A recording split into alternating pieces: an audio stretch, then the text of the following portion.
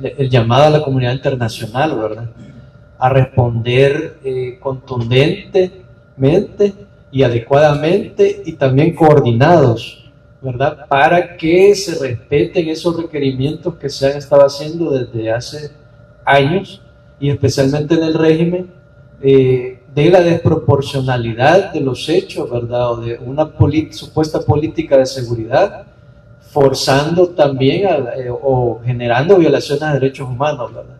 Entonces esperaríamos que el gobierno retroceda en esas graves violaciones, atienda esos llamados de la comunidad internacional, ¿verdad? Ya lo hizo Naciones Unidas, ya lo hizo la Comisión, lo hizo organismos internacionales de derechos humanos, ¿verdad?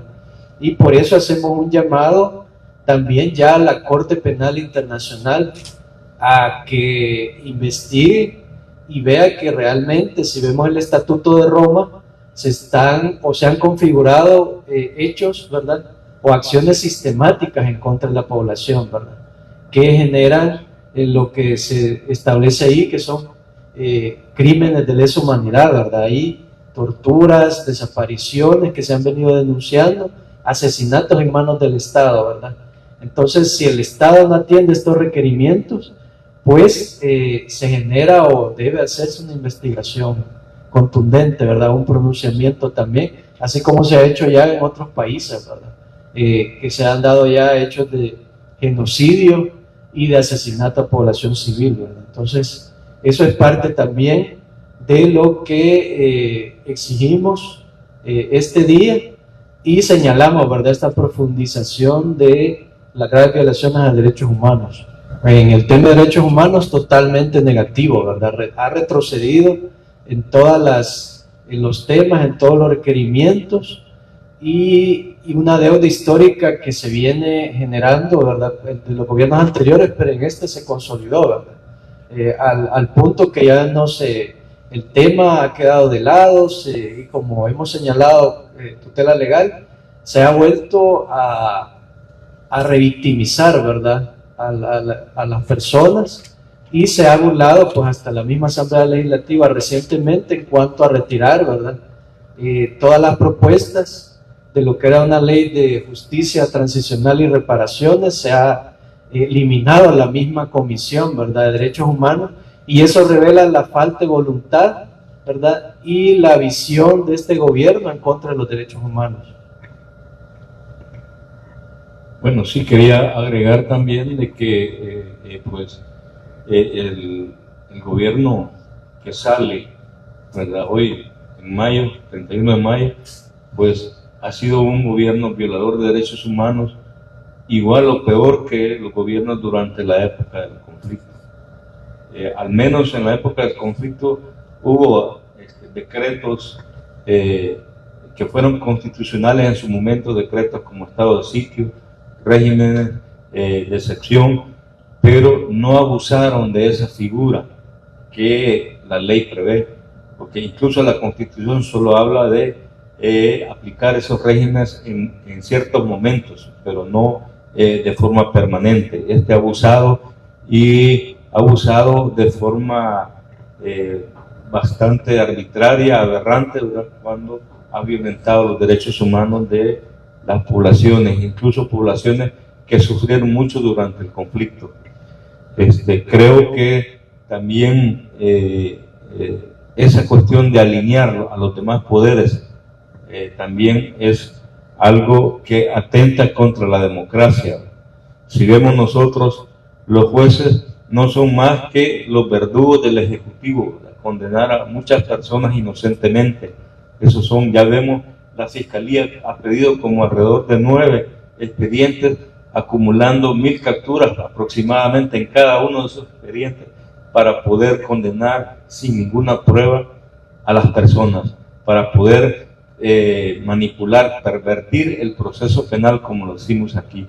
Entonces sí hay violaciones de derechos humanos, y son violaciones gravísimas, en donde la gente no sabe dónde está su familiar, no sabe, prácticamente es un desaparecimiento, y un desaparecimiento es un delito de lesa humanidad, y que pues debe responderse por eso. En su momento vamos a tener que abrir muchos procesos si es que logramos que algún día desaparezca esta dictadura. Después de más de 2 años de implementación del Plan Control Territorial con disminución sostenida en los homicidios, en marzo de 2022 hubo 87 homicidios en un periodo de 72 horas, debido al rompimiento de la comprobada tregua que sostenía el gobierno de Bukele con las maras.